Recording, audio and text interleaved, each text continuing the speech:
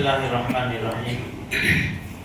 دیکھو بھائی، شب جمعہ ہے، سورہ کہف، سورہ دخان اور درود شریف، یہ تین باتیں ہمیں یاد دلائی جاتی ہے، ہم اس کی پابندی کریں۔ دوسری بات یہ ہے کہ آئندہ کل 15 اگست ہے، ہم 15 اگست کو خوشی منا لیتے ہیں، لیکن ہمیں یاد ہونا چاہیے کہ جس ملک میں ہم رہتے ہیں، اس ملک کی آزادی کے لیے 2 لاکھ مسلمانوں نے جانوں کا نذرانہ پیش کیا ہے۔ اس میں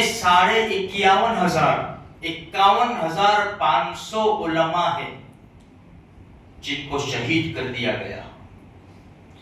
یہ تاریخ ٹیپو سلطان 1783 میں جنگ ہوئی، 1784 میں یہ جنگ پوری ہوئی اور ٹیپو سلطان کو کامیابی نصیب ہوئی۔ لیکن ہم جانتے ہیں کہ مسلمانوں کو نقصان کب ہوتا ہے؟ جب اپنے ہی غدار نکلتے ہیں، جب اپنے ہی دھوکہ باز اور بوگس نکلتے ہیں، وہاں مسلمان ٹوٹ جاتا ہے اور مسلمانوں کو بڑا بھاری نقصان ہوتا ہے۔ یہی ہوا سراج الدولہ، ٹیپو سلطان، ان حضرات کے ساتھ یہی ہوا۔ پھر یہ آگے چلو تو بڑے بڑے علماء، شاہ اسماعیل شہید رحمۃ اللہ علیہ، حافظ ضامن شہید، ان کی قبر پر میں حاضر ہوا الحمدللہ مظفر نگر میں۔ جہاں قبر ہے نا میرے بھائیوں، میں اپنی آنکھوں سے دیکھی ہے، جب کھڑے ہوئے اور اس پر لکھا ہوا تھا حافظ ضامن شہید رحمۃ اللہ علیہ کا چھوٹا سا ہسٹری، بس انسان کھڑا کے کھڑا رہ جاتا ہے۔ سکون، اتنی سکون کی جگہ ہے، آنکھوں سے آنسو بہہ پڑتے ہیں کہ ان کی عمر کیا تھی جو اتنی بڑی طاقت سے ٹکرا گئے تھے۔ 50 سال بھی عمر نہیں کی، 50 سال بھی، 45 سے 50 سال کے بیچ میں تھے کہ ان کو شہادت ہو گئی تھی۔ بڑے بڑے علماء، 51,500 علماء شہید ہوئے۔ مسلمانوں نے اس لیے زیادہ اس میں حصہ لیا کیونکہ مسلمانوں سے حکومت چھینی گئی تھی، اور مسلمانوں کو نقصان بھی اسی وجہ سے ہوا کہ اندر کے مسلمان پھوٹ گئے تھے اور انگریزوں کی دی ہوئی لالچ میں آ کر انہوں نے مسلمانوں کو دھوکہ دیا اور بڑے بڑے مسلمان ہیں، بڑے بڑے علماء شہید کر دیے گئے۔ ہم تو صرف 15 اگست بس اسی طرح منا لیتے ہیں، خوشیاں منا لیتے ہیں، دیش آزاد ہوا تھا، آزاد ہوا تھا۔ آج دشمن کی یہی چال ہے کہ مسلمانوں کو صفحہ ہستی سے مٹا دیا جائے۔ اسی لیے آج تک، آج سے کچھ سالوں پہلے تک جو چیپٹر اسکولوں میں پڑھائے جاتے تھے، آہستہ آہستہ اس کو نکال دیا اور دوسری چیزیں لا رہے، تاکہ آنے والی مسلمان نسل کو پتہ ہی نہ چلے کہ جس ملک میں ہم رہ رہے ہیں، اس ملک میں ہمارے باپ داداؤں کی کتنی بڑی قربانیاں ہیں۔ میرے بھائیوں، یہ جو ملک ہے نا، یہ خون پسینے سے سینچا گیا ہے۔ اگر کل قیامت کے میدان میں ہم پوچھ لیے گئے کہ اتنی ساری جانوں کا نذرانہ پیش کر کے ملک آزاد کر کے تم کو دیا تھا، تم نے کہاں چھوڑ دیا؟ آج قصور ہمارا بھی ہے، مجرم ہم بھی ہیں۔ ہم نے صرف اپنا دکان، مکان، بیوی بچے دیکھا، ہم نے ملک کی حفاظت کے لیے ہم نے کیا کیا؟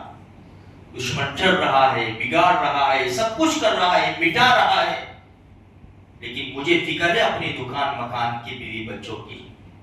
میرے بھائیوں، جو تنظیمیں کام کر رہی ہے اپنے ملک کی بقا کے لیے اور ملک کی ترقی کے لیے، کچھ نہ کچھ ہمیں اس میں حصے دار بننا پڑے گا، تاکہ ہمارا بھی نام انگلی کٹا کر شہیدوں میں آ جائے۔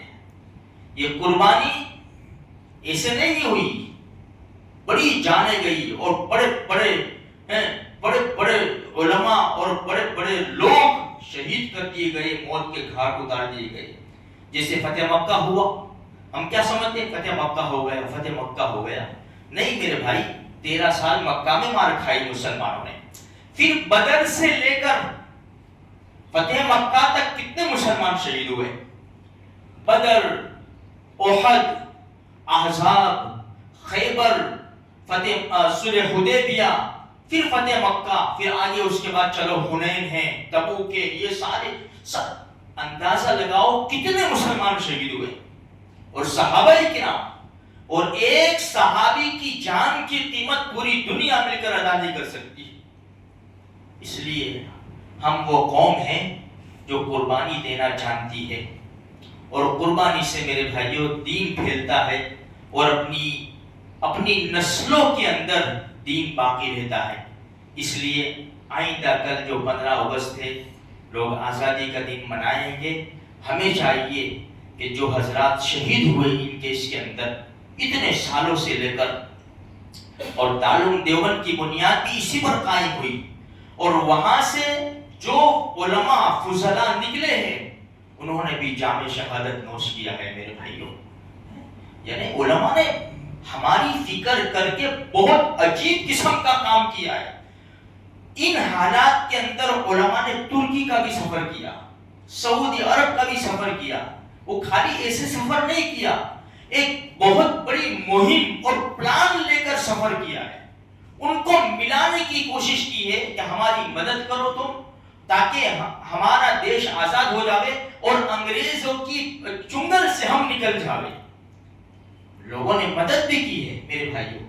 तो ये जो मुल्क में हम रहते हैं ना अभी अमन और अमान के साथ, इसके पीछे बड़ी कुर्बानियां हैं। इसलिए हमें चाहिए कि उनके इसाले सवाब के लिए हम कुछ न कुछ कुरान करीम की तिलावत करके, 2-4 रकात पढ़ के, 10-20 रुपए सदका करके उनको कम से कम सवाब तो पहुंचा देवे। अल्लाह तबारक व तआला जिस मुल्क में हम रहते हैं अमन और अमान के साथ, सुकून इत्मीनान के साथ, मस्जिदों की आबादी, अजानों की आवाजें और अल्लाह के रसूल सल्लल्लाहु अलैहि वसल्लम के बताए हुए तरीके पर हमको जिंदगी गुजारने की तौफीक अता फरमाए।